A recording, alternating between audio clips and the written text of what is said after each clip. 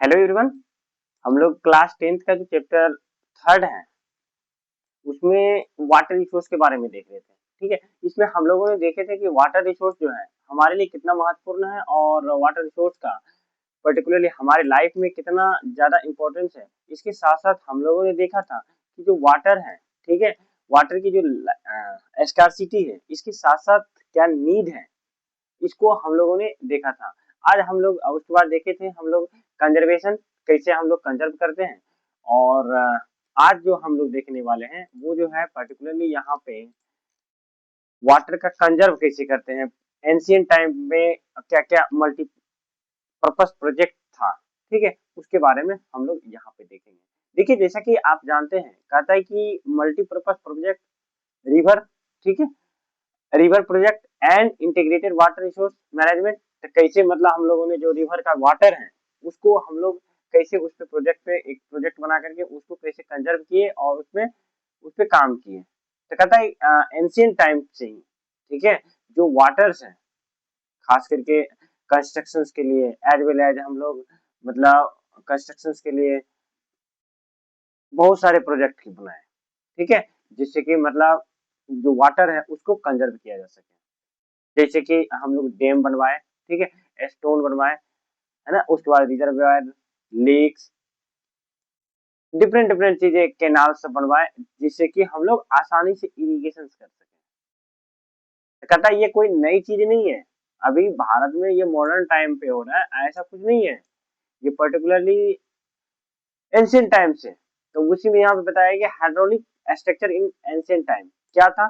तो कहता है कि इसमें इलाहाबाद में आपको देखने को मिलेगा वाटर हार्वेस्टिंग सिस्टम, जो कि बहुत पहले से, जिससे कि फ्लड कंट्रोल खास करके जो गंगा रिवर से होती थी उस पर कंट्रोल किए थे शुरुआत से। उसी तरह से फिर यहाँ पे एक चीज और बताया गया ड्यूरिंग द चंद्रगुप्त मौर्य, ठीक है, चंद्रगुप्त मौर्य टाइम पे ही आपको ये देखने को मिलेगा कि जो डेम्स था, लेक्स था, उसका हम लोग यूज करते थे इरिगेशन सिस्टम्स में, है ना। और भी यहाँ पे इसमें ये भी बता रहा है कि पर्टिकुलरली जो डैम है, ठीक है, उसको मतलब डैम पे एक बैरियर बना करके, ठीक है, हम लोग यूज किया करते थे उस टाइम पे। और उसके बाद जाकर के बहुत सारे इसमें आपको ये भी देखने को मिलेगा जो उड़ीसा वाला एरिया है वहां पे भी मतलब एक हमारे पास साक्ष्य मिला है, ठीक है, पर्टिकुलरली इरिगेशन कैसे हम लोग मतलब उसमें जो बांध बना करके यूज करते थे। इसी तरह से नागार्जुन कोंडा, जो कि आंध्र प्रदेश में बहुत सारे प्रोजेक्ट देखने को मिलेगा, कर्नाटका में बेनूर, कोल्हापुर जो कि महाराष्ट्र में। तो यहाँ पे हम लोग को बहुत सारे इस तरह से एविडेंस मिले हैं जिसपे कि हम लोग डैम बना करके इरिगेशन के लिए यूज किया करते थे। इसी तरह से 11th सेंचुरी में जब बात करते हैं तो 11th सेंचुरी में क्या था, खास करके भोपाल में लेक बनाए गए, ठीक है, जो कि one of the largest artificial lake उस टाइम के लिए था। उसी तरह से 14th सेंचुरी में जब हम बात करते थे, जो आपके दिल्ली में हौज खास है ना, उसको कंस्ट्रक्शन किया गया जो कि इल्तुतमिश के द्वारा किया गया था, है ना। क्यों? तो कहता है सप्लाइंग वाटर, वाटर को सप्लाई करने के लिए कहाँ पे, पूरे सी फोर्ट एरिया में। तो ये सब चीज था एंशियंट टाइम पे हम लोग कैसे इरिगेशन में वाटर को मैनेजमेंट करते थे, एज वेल एज बहुत सारे जो डेम्स बनाए थे, बहुत सारे मतलब वाटर को कैसे मैनेज करना है, वाटर को कंजर्व करना है, इसको लेकर के हम लोगों ने मल्टीपर्पज प्रोजेक्ट बनाया एंशियंट टाइम पे। अब कहता है कि अब ये बताइए कि ये जो बांध होता है ये हेल्प कैसे करता है हमें। तो कहता है वाटर जो मतलब खास करके ये कैसे कंजर्व करता है, कैसे मैनेज करता है। तो कहता है डेम्स वे ट्रेडिशनली बिल्ड इम्पाउंड रिवर्स। कहता है देखो क्या है कि डैम के थ्रू हम लोगों को जो वाटर है, खास करके पर्टिकुलरली आपको रिवर वाली वाटर है या रेन वाटर है, इसको हम लोग क्या करते हैं, स्टोर कर लेते हैं। उसके बाद जब हमें जरूरत होता है एग्रीकल्चर के लिए फील्ड में, है ना, तो उसको उस जगह पे हम लोग यूज कर लेते हैं। और इसके साथ साथ हम जो वाटर को स्टोर करते हैं उसको सही तरीके से यूज करके इलेक्ट्रिसिटी जनरेट भी करते हैं, है ना। और उसके बाद इतना ही नहीं, जो पानी का हम सप्लाई है खास करके डोमेस्टिक यूज, इंडस्ट्रियल यूज, है ना, उसके बाद फ्लड कंट्रोल, बाढ़ से मान लीजिए किसी नदी में काफी बाढ़ पानी आ गया, तो अगर डैम नहीं बना रहे तो गांव में पूरा पानी चला जाएगा। तो इस चीज से बचने के लिए हम लोग क्या करते हैं, डैम बना लेते हैं और पानी को स्टोर कर लेते हैं। तब पानी को स्टोर कर लेते हैं जिससे गाँव में पानी नहीं जाता है, जब जरूरत पड़ता है तो उस टाइम पे पानी हम लोग गाँव में छोड़ते हैं, या मतलब जहाँ पे इरिगेशन का जरूरत है वहां पे हम लोग पानी को नदी से वहां पे बहा देते हैं। तो इसी तरह से कहता है recreation, inland navigation and fish breeding. और तो और हम लोग फिश ब्रीडिंग मछली पालन के लिए भी यूज करते हैं। इसी प्रकार से जो डैम है no refer to a multipurpose project. इस तरह से डैम जो है बहुत सारे प्रोजेक्ट के लिए हम लोग किसका यूज करते हैं, डैम्स का या पानी का यूज करते हैं डैम बना करके। कहता जहां पे हम लोग बात करते हैं यूज ऑफ टेम्पाउंड water and integrated another, for example के लिए आप लोग सतलज रिवर ब्यास देखने को मिलेगा, भाखड़ा नगर प्रोजेक्ट देखने को मिलेगा, है ना। ये सब जो है ये सब पे बहुत सारे हाइडल पावर प्रोजेक्ट आपको देखने को मिलेगा। इसी तरह से प्रोडक्शन प्रोडक्शन और एंड इरिगेशन, इस तरह से आपको बहुत सारे हीराकुंड प्रोजेक्ट जो कि आपको महानदी पे है, ये कहाँ पे उड़ीसा में, ये भी आपको integrated conservation water flood control management या प्रोजेक्ट है। इस तरह से बहुत सारे आपको देखने को यहाँ पे मिलेंगे प्रोजेक्ट। इसमें और भी एग्जांपल दिया है कि पर्टिकुलरली खास करके मल्टीपल प्रोजेक्ट में इंडिपेंडेंस, ठीक है, with their integrated water resource management approach through the vehicle would nations to development and progress. कहता है जब से इंडिपेंडेंट हुआ है हमारे देश में बहुत सारे ऐसे मल्टीपर्पज प्रोजेक्ट। इसी केस में अब हम देखिए यहाँ पे कह रहा है कि पर्टिकुलरली ये तो डैम, आखिर ये डैम होता क्या है।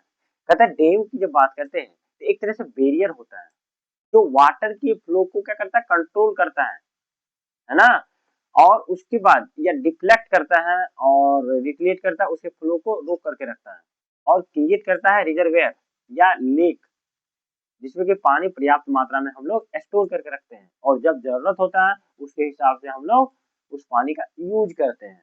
इसी को तो हम लोग डैम कहते हैं। कहता है कि पर्टिकुलरली कि रिसेंट टाइम पे जो रिसेंट का ईयर है, पास्ट ईयर्स है, तो इस केस में मतलब अभी बहुत सारे आपको डैम्स देखने को मिलेगा। कहता है great scrutiny opposition for verity reason regulating, बहुत सारे इस तरह से लॉ बनाए गए पानी को हम लोग रेगुलेट कैसे करेंगे और उसका नेचुरल फ्लो कैसे हम लोग रोकेंगे, कंट्रोल करेंगे, जिससे कि जो एक्सेसिव, ठीक है, रिजर्वायर है, ठीक है, जो पानी मतलब हम लोग उसको स्टोर करके रखेंगे। तो इसी केस में कहता है मल्टीपर्पज प्रोडक्ट, ठीक है, large dams have been cause many new environment movement like Narmada Bachao, ठीक है, आंदोलन भी हुआ था इसमें, टेहरी डैम आंदोलन भी हुआ था। तो इस चीज से लेकर के हम लोग अभी बहुत ज्यादा सेंसिटिव है ना, कैसे हम लोग वाटर को मैनेजमेंट करेंगे। कहता देखो आप थोड़ा सा नर्मदा ने जो आंदोलन हुआ था नर्मदा बचाओ, तो इसमें कहता है कि ये जो है Narmada save Narmada as a governmental organisation, ये क्या है, एनजीओ है that mobilize the tribal people farmers to environment and human rights activity। कहता है ये किसके द्वारा चलाया गया, जो कि एक ट्राइबल पीपल्स के द्वारा, जो फार्मर्स थे, इन्वायरमेंटलिस्ट थे, ह्यूमन राइट्स एक्टिविटी, ठीक है, ये सरदार सरोवर जो डैम है उसके अगेंस्ट में चलाया गया था। ठीक है, मतलब डैम को लेकर क्या होता है, कभी कभी डैम बना देते हैं जिससे कि मतलब वहाँ के जो लोकल पीपल्स है कुछ को लॉस होता है जो वहां पे रहते हैं।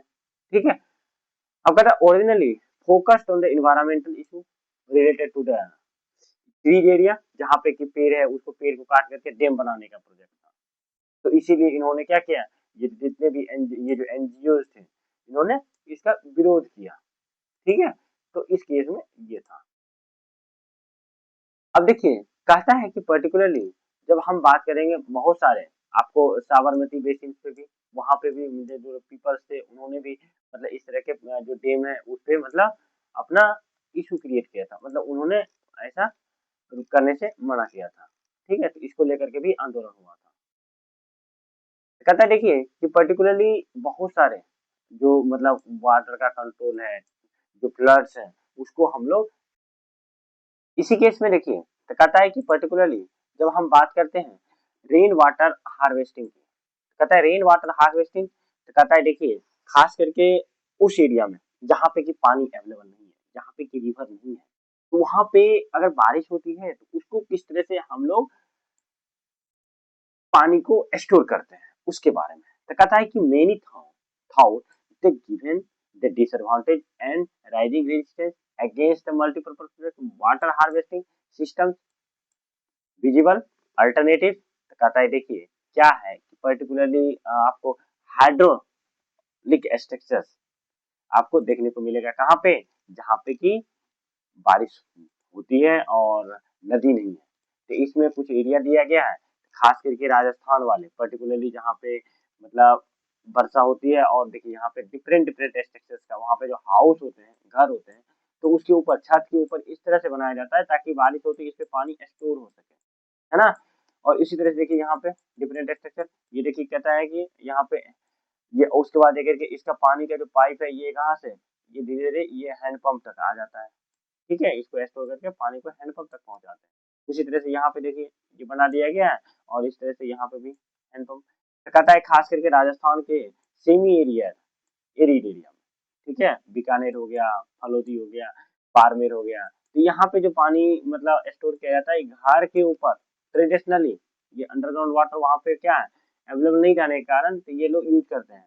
यहाँ तक कि देखिए ये कैसा छाता टाइप का बनाया हुआ है, तो इससे क्या होता है कि पानी को वो लोग स्टोर कर लेते हैं और जब जरूरत होता है उसका यूज करते हैं। रूफ टॉप वाटर पानी को मतलब छत पे ही जमा कर लेते हैं, है ना, और उसको सक्सेसफुली यूज करके मतलब कंजर्व करके जिस तरह से उनको यूज करना होता है उसको यूज करते हैं, ठीक है। तो ये ऐसे सिस्टम्स वहां पे आपको देखने को मिलेगा खास करके राजस्थान वाले एरिया में, ठीक है। तो इसको लेकर के बहुत सारे मतलब प्रत्येक साल जो इंदिरा गांधी, ठीक है, केनाल है, ठीक है, आपको ये वाला एरिया वहां पे ठीक है। और यहाँ पे तमिलनाडु स्टेट का भी बात किया गया है, वहां पे भी वो एक ऐसा एक इंटरेस्टिंग फैक्ट ये कहा गया कि तमिलनाडु एक ऐसा जगह था जहाँ पे कि पहली बार जो रूफ टॉप रेन वाटर है, ठीक है, उसके थ्रू हार्वेस्टिंग स्ट्रक्चर्स को कंपलसरी किया गया, ठीक है। और यहाँ पे कहता है कि जो भी ऐसा नहीं करते थे उसको पनिश किया जाता था जो डिफॉल्टर होते थे, ठीक है। तो ये तमिलनाडु पहला स्टेट था जिन्होंने रूफ टॉप जो स्टोर है वाटर का, है ना, उसको कंपलसरी किया। तो इस तरह से ये जो चैप्टर्स हैं वाटर से रिलेटेड, ठीक है, वाटर रिसोर्स के बारे में वो कंप्लीट हो गया है, ठीक है। तो अब यहाँ पे कुछ क्वेश्चंस हैं, आप इस क्वेश्चन को आसानी से कर पाएंगे जब पूरा वीडियो देख लेंगे तो उसके बाद आप आसानी से ये सारे क्वेश्चन को कर पाएंगे, ठीक है। तो आज तक के लिए इतना ही, thank you for listening and watching this video. अब हम लोग आगे जो चैप्टर्स हैं ये चैप्टर्स कौन सा है, ये है एग्रीकल्चर। अगले दिन हम लोग एग्रीकल्चर के बारे में देखेंगे। तब तक अपना अपना पढ़ाई कंटिन्यू रखिए। Thank you for listening and watching this video.